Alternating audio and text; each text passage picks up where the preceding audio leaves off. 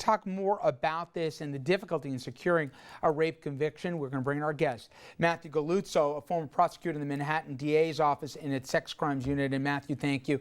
Listen, this may be unique in the facts of this, but we certainly saw the case in the Bronx with the rape allegation against the two cops where they couldn't secure a conviction. We saw in the Duke lacrosse case and also even more recently in the Long Island case in Hofstra University where there was a false claim made.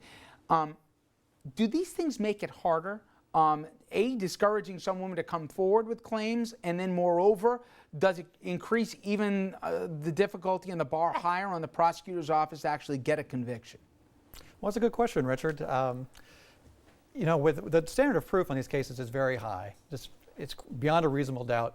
And in most of these types of cases, these rape cases, the reason why they're so difficult is that it's oftentimes a he said, she said. Yeah. There's not usually a whole lot of witnesses except for the complaining witness. And so the credibility of that complaining witness is of paramount importance. I mean, you just can't secure a conviction as a prosecutor without a believable victim. And you know, there's been a lot of questions raised by the credibility of this particular complaining witness, and I think that makes this particular case very difficult for the prosecutor's office. But one of the things I think when you ask is this case going to make it more difficult for other women, I think that the media coverage of this case is probably going to intimidate a lot of women about coming forward. And I saw numbers, obviously these more familiar to you than maybe to people like me from the outside, but less than 4 in 10 women come forward, according to some of the data that I saw. 15 out of every 16 rapists never even spend a day in jail. And when there actually is a case brought to trial, more than 50%, but less than 60% actually result in conviction. And again, as you said, you know, yes, there may or may not even be DNA, but it has to be the credibility, and it's a he said, she said if there's no eyewitnesses. So you have a tough situation, and now a lot of people, they see what played out here on TV, they may think twice before they come like they may have to your office years ago. Sure. I mean, I think a lot of women are going to be very scared about the prospect of having all of their background investigated, about you know, them being cross-examined and all of the misdeeds they may have done are being brought to light and investigated.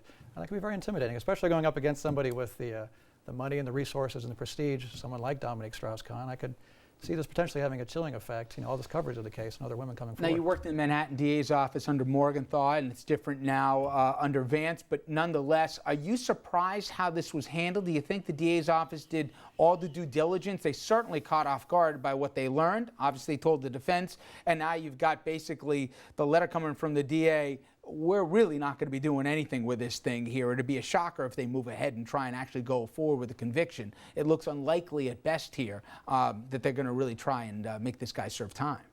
I think you're probably right about that. I think it's going to be very difficult for the prosecutor to go forward at this point with what they know about her past and some of her credibility issues. I do think the prosecutor has been reasonable in the way he's handled this case thus far.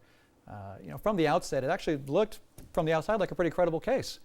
She made an immediate complaint to the police. But do you think they jumped the gun a little bit? I mean, they got the perp walks and everything all lined up, and then afterwards we learned there's a mountain of stuff that gives you doubt about this woman's claims. That's right. No, I don't approve of the perp walk at all. I mean, there's no question about that. But the real question, they were in a tough spot because, you know, unique to the circumstance of this case a little bit, is that if you don't indict somebody in the first week, you know, as a matter of New York criminal procedure, that person is basically free to go. The case isn't dismissed, but if you don't make a decision that first week, then there's no bail that's going to keep them in jail. And so with Mr. Strauss-Kahn and, you know, the extradition relationship we have with France, in theory, you know, if they hadn't made a decision to indict him like they did, he could have been free to go to France and never come back. And so they were in a tough spot. You know, they had what appeared to be a credible witness at the beginning, and I think that what they did was reasonable. And to their credit, they've continued to research the background of this woman, and they've disclosed what they've learned about her. Finally, Matthew, in the 30 seconds I got left here, for anyone out there, God forbid, a victim of a sexual assault, even if they may have paused because of all the reasons that you laid out, the reason that they should still pursue a conviction, tell them, because as professionals in the offices that you worked at that have both the sensitivity and also the best interest, obviously, of the victim in mind. That's absolutely right. You know, the sex crimes prosecutors, especially in the Manhattan DA's office where I used to work, I mean, they're some of the very best prosecutors, I think, in the country. They're there because they genuinely do care, because they're trying to help victims. And, you know, I think that a woman who's been wronged that way should come forward, should seek justice, and it's the right thing to do. And if nothing else, don't just do it for yourself, but do it to make sure he doesn't do it to somebody else. Matthew Galazzo, thank you very much. I Thank appreciate you very it. much, Jeff.